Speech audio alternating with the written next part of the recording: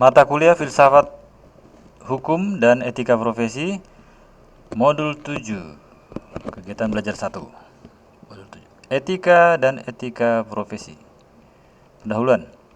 Etika profesi sangat diperlukan untuk membuat suatu profesi dapat dipertanggungjawabkan. Perbuatan-perbuatan seseorang yang profesional haruslah beretika. Artinya, seseorang yang tidak memiliki etika dapat berbuat dan menguasai sesuatu tanpa ada rasa pertanggungjawaban.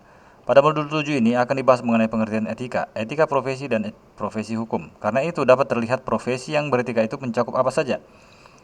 Tujuan dari modul ini adalah mahasiswa dapat mengerti dan memahami pengertian etika, objek kajian etika, dan etika profesi, khususnya bagi profesi di bidang hukum. Secara khusus, setelah mempelajari pokok bahasan ini, Anda diharapkan mampu 1. Memberikan definisi dan pengertian etika, memberikan definisi dan pengertian profesi. 3. Memberikan definisi atau pengertian etika profesi. 4. Menjelaskan aliran dalam etika. 5. Menjelaskan objek aliran etika. 6. Memberikan definisi atau pengertian officium mobil. 7. Memberikan penjelasan mengenai manfaat etika bagi pemegang profesi hukum. Kegiatan belajar 1. Pengertian etika profesi dan etika profesi. A. Pengertian etika. Etika berasal dari bahasa Yunani ethos, jamak ta eta, yang berarti kebiasaan. Selain etika dikenal juga moral atau moralitas yang dari bahasa Latin mos, jamak mores, yang juga merupakan kebiasaan. Kabertens. Jadi bahasa Yunani dan bahasa Latin. Ta eta dan mos. Dalam Kamus Besar Bahasa Indonesia, etika dapat dibedakan menjadi 3 yang artinya sebagai berikut. 1. Nilai-nilai dan norma-norma moral yang menjadi pegangan bagi seseorang atau suatu kelompok dalam mengatur perilakunya. Contohnya, etika suku Indian dan etika agama. 2. Kumpulan azas atau nilai moral. Contoh, kode etik suatu profesi. 3. Ilmu pengetahuan tentang baik dan buruk sama artinya dengan etika sebagai cabang filsafat. Pengertian etika yang pertama dan kedua dalam penjelasan Kabertens sebenarnya mengacu pada pengertian etika yang sama, yaitu etika sebagai sistem nilai. Jika berbicara tentang etika profesi, itu berarti juga berbicara tentang sistem nilai yang menjadi pegangan suatu kelompok profesi serta mengenai apa yang baik dan yang buruk menurut nilai-nilai profesi itu. Biasanya nilai-nilai itu dirumuskan dalam suatu norma tertulis yang kemudian disebut kode etik. Jadi etika diartikan dalam 2 hal. 1. Etika sebagai sistem nilai, dan 2. Etika sebagai ilmu pengetahuan atau cabang filsafat. Sikap attitude adalah kesediaan bereaksi terhadap suatu objek atau suatu hal. Dalam sikap ini diperlukan 2 komponen berikut. 1. Komponen kognitif, yaitu pengetahuan seseorang tentang suatu objek. 2. Komponen afeksi, yaitu hubungan emosi terhadap suatu objek yang dirasakan sebagai sesuatu yang disukai atau sebaliknya sehingga timbul perasaan positif atau negatif pada suatu objek. Yang dimaksud dengan perilaku adalah tindakan manusia sesuai dengan kognisi dan afeksi tersebut. Filsafat adalah suatu wilayah kajian yang amat luas. Keluasan tersebut tidak lain disebabkan oleh objeknya yang tidak terbatas. Filsafat adalah induk dari semua cabang ilmu Master Scientiarum.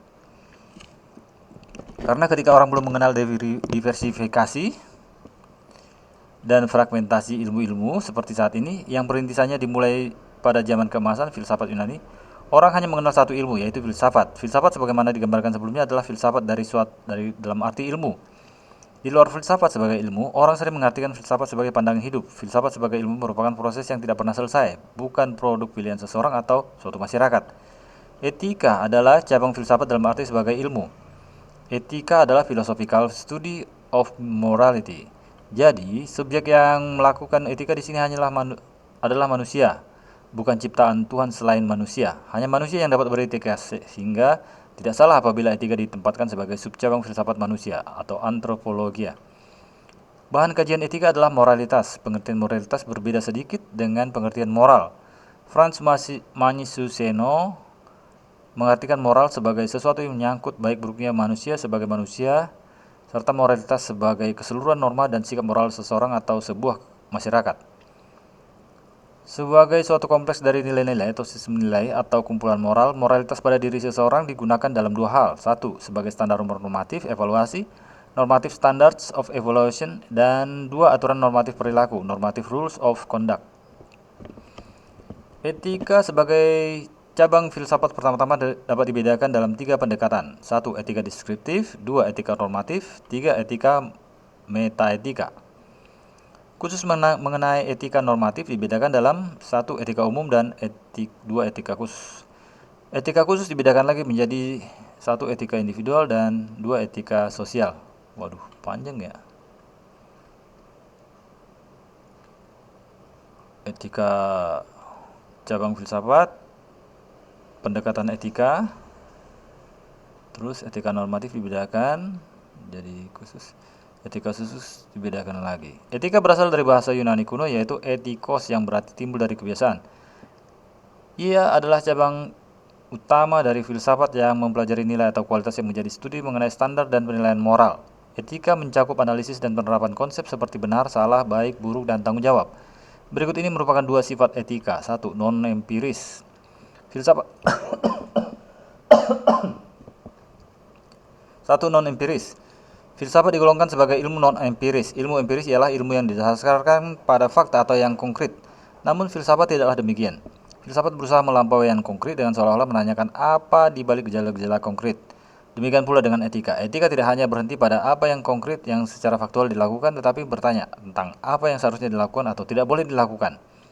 2. Praktis cabang-cabang filsafat berbicara mengenai sesuatu yang ada. Misalnya, filsafat hukum mempelajari apa itu hukum. Akan tetapi, etika tidak terbatas pada itu, melainkan bertanya tentang apa yang harus dilakukan. Dengan demikian, etika sebagai cabang filsafat bersifat praktis karena langsung berhubungan dengan apa yang boleh dan tidak boleh dilakukan manusia. Ingat bahwa etika bukan praktis dalam arti menyajikan resep-resep siap pakai. Etika tidak bersifat teknis melainkan reflektif. Maksudnya, etika hanya menganalisis tema-tema pokok seperti hati nurani, kebebasan, hak, kewajiban, dan sebagainya, sambil melihat teori-teori etika masa lalu untuk menyelidiki kekuatan dan kelemahannya. Diharapkan kita mampu menyusun sendiri argumentasi yang tahan uji. Perbedaan antara etika dengan etiket, yaitu etika menyangkut cara dilakukannya suatu perbuatan sekaligus memberi norma dari perbuatan itu sendiri. Contohnya, dilarang mengambil barang milik orang lain tanpa izin karena mengambil barang milik orang lain tanpa izin sama artinya dengan mencuri. Jangan mencuri merupakan suatu norma etika. Di sini tidak dipersoalkan apakah pencuri tersebut mencuri dengan tangan kanan atau tangan kiri. Sementara itu, etiket hanya berlaku dalam situasi saat kita tidak seorang diri, ada orang lain di sekitar kita. Apabila tidak ada orang lain di sekitar kita atau tidak ada saksi mata, etiket tidak berlaku. Contoh, saya sedang makan bersama teman sambil meletakkan kaki saya di atas meja makan, maka saya dianggap melanggar etiket. Kalau saya sedang makan sendirian, tidak ada orang lain, saya tidak melanggar etiket jika saya makan dengan cara demikian. B. Pengertian profesi. Pengertian profesi dapat didefinisikan sebagai suatu pekerjaan yang memerlukan atau menuntut keahlian, expertise, menggunakan teknik-teknik ilmiah serta dedikasi yang tinggi. Keahlian yang diperoleh dari lembaga pendidikan khusus ditujukan untuk itu dengan kurikulum yang dapat dipertanggungjawabkan. Seseorang yang menekuni suatu profesi tertentu disebut profesional, sedangkan profesional sendiri mempunyai makna yang mengacu pada sebutan orang yang menyandang suatu profesi dan sebutan tentang penampilan seseorang dalam mewujudkan unjuk kerja sesuai dengan profesinya. Berikut ini merupakan ciri-ciri dari profesi. 1. Keterampilan yang berdasar pada pengetahuan teoritis. Seorang profesional harus memiliki pengetahuan teoritis dan keterampilan mengenai bidang teknik yang ditekuni dan bisa diterapkan dalam pelaksanaannya atau praktiknya dalam kehidupan sehari-hari. 2. Asosiasi profesional merupakan suatu badan organisasi yang biasanya diorganisasikan oleh anggota profesi yang bertujuan meningkatkan status para anggotanya. 3. Pendidikan yang berekstensi. Profesi yang prestisius biasanya memerlukan pendidikan yang lama dalam jenjang pendidikan tinggi. Seorang profesional dalam bidang teknik mempunyai latar belakang pendidikan yang tinggi, baik itu dalam suatu pendidikan formal maupun non-formal. 4. Ujian kompetisi. Sebelum memasuki organisasi profesional, biasanya ada persyaratan untuk lulus dari suatu tes yang menguji terutama pengetahuan teoritis. Pelatihan institusional. Kelima, selain ujian, biasanya juga dipersyaratkan untuk mengikuti pelatihan institusional calon profesional agar mendapatkan pengalaman praktis sebelum menjadi anggota penuh organisasi. Peningkatan keterampilan melalui pengembangan profesional juga dipersyaratkan. 6. Lisensi. Profesi menetapkan syarat pendaftaran dan proses sertifikasi sehingga hanya mereka yang memiliki lisensi yang dianggap bisa dipercaya. 7. Otonomi kerja. Profesional cenderung mengendalikan kerja dan pengetahuan teoritis mereka agar terhindar dari intervensi luar. 8. Kode etik.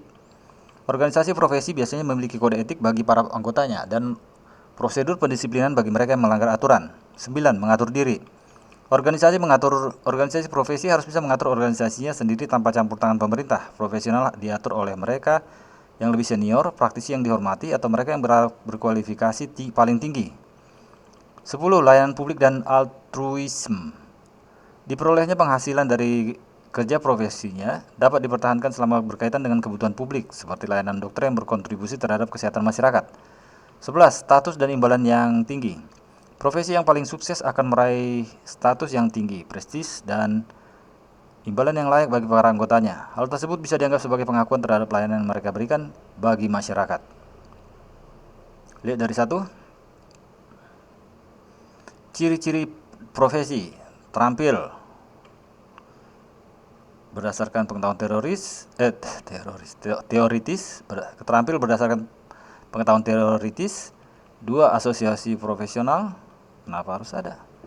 3. Pendidikan yang ekstensi, tambahan pendidikan. 4. Ujian kompetisi. Pelatihan institusional. 6. Lisensi. Pemerintah dong yang mengeluarkan. 7. Otonomi kerja. Ya, harus ada otonomi ini, harus dilindungi berarti. Kode etik.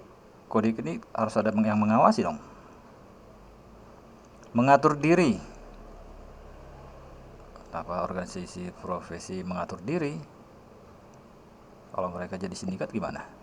Layanan publik dan altruisme. 11. Status dan imbalan yang tinggi. Oke. Pengertian etika profesi, itu C. Pengertian etika profesi. Menurut Kaiser dalam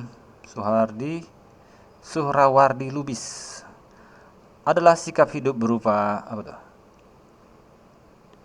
Etika profesi adalah sikap hidup berupa keadilan untuk memberikan pelayanan profesional kepada masyarakat dengan penuh ketertiban dan keahlian sebagai pelayanan dalam rangka melaksanakan tugas berupa kewajiban terhadap masyarakat.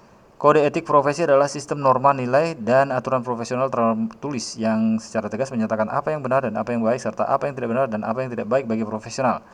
Kode etik menyatakan perbuatan apa yang benar dan salah atau salah, perbuatan apa yang harus dilakukan, dan apa yang harus dihindari. Tujuan kode etik adalah profesional memberikan jasa sebaik-baiknya kepada pemakai atau nasabahnya. Kode etik akan melindungi perbuatan yang tidak profesional. Tiga fungsi dari kode etik profesi sebagai berikut. 3 kode etik. 1. Kode etik profesi memberikan pedoman bagi setiap anggota profesi tentang prinsip profesionalitas yang digariskan. 2. Kode etik profesi merupakan sarana kontrol sosial bagi masyarakat atas profesi yang bersangkutan. 3. Kode etik profesi mencegah campur tangan pihak di luar organisasi profesi tentang hubungan etika dalam keanggotaan profesi.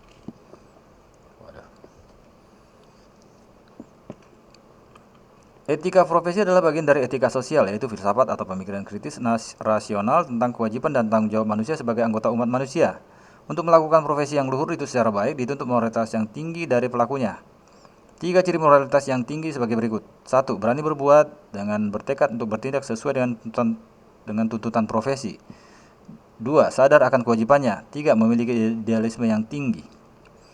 Etika sebagai cabang filsafat merupakan ilmu terapan atau ilmu yang menyangkut praktis kehidupan. Etika profesi hukum merupakan etika yang berasal dari kenyataan empiris dalam praktik hukum sehingga tidak dapat dikaitkan dengan prinsip-prinsip moral secara umum. Etika profesi agar menjadi etika yang berkualitas juga harus merujuk berbagai cabang ilmu hukum seperti sejarah hukum, psikologi hukum, dan sosiologi hukum. Etika profesi hukum termasuk kategori etika normatif yang berupaya menindaklanjuti hal-hal yang telah digambarkan secara objektif. Etika normatif memberikan penilaian sikap baik dan buruk. Selanjutnya penyandang profesi dapat memilihnya. Latihan. Apa yang dimaksud dengan etika profesi dan etika profesi? Terangkan fungsi kode etik profesi. Rangkuman. Pada pokok bahasan di atas telah disampaikan mengenai beberapa hal terkait dengan definisi etika profesi dan etika profesi. Beberapa poin penting dapat saya sampaikan dalam rangkuman ini kepada Anda agar lebih mudah memahami definisi etika profesi dan etika profesi. Dari uraian di atas dapat disimpulkan bahwa etika berasal dari bahasa Yunani kuno, yaitu etikos yang berarti timbul dari kebiasaan. Ia adalah cabang utama dari filsafat yang mempelajari nilai atau kualitas yang menjadi studi mengenai standar dan penilaian moral. Etika mencakup analisis dan penerapan konsep seperti benar, salah, baik, buruk, dan tanggung jawab. Yang dimaksud dengan perilaku adalah tindakan manusia sesuai dengan kognisi dan afeksi tersebut. Filsafat adalah suatu wilayah kajian yang amat luas. Keluasan tersebut tidak lain disebabkan oleh objeknya yang tidak terbatas. Filsafat adalah induk dari semua cabang ilmu, master scientiarum. Karena ketika orang belum mengenal diversifikasi dan fragmentasi ilmu-ilmu seperti saat ini, yang perintisannya dimulai pada zaman kemasan filsafat yaitu Yunani, filsafat Yunani, orang hanya mengenal satu ilmu yaitu filsafat. Filsafat sebagaimana digambarkan sebelumnya adalah filsafat dalam arti ilmu. Di luar filsafat sebagai ilmu, orang sering mengartikan filsafat sebagai pandangan hidup. Filsafat sebagai ilmu merupakan proses yang tidak pernah selesai, bukan produk pilihan seseorang atau suatu masyarakat. Ketika etika sebagai cabang ilmu filsafat merupakan ilmu terapan atau ilmu yang menyangkut praktis kehidupan. Etika profesi hukum merupakan etika yang berasal dari kenyataan empiris dalam praktik hukum sehingga tidak dapat dikaitkan dengan prinsip-prinsip moral secara umum. Etika profesi agar menjadi etika yang berkualitas juga harus merujuk berbagai cabang ilmu hukum seperti sejarah hukum, psikologi hukum, dan sosiologi hukum. Etika profesi hukum termasuk kategori etika normatif yang berupaya menindaklanjuti hal-hal yang telah digambarkan secara objektif. Etika normatif memberikan penilaian sikap baik dan buruk. Selanjutnya penyandang profesi dapat memilihnya. Sekian.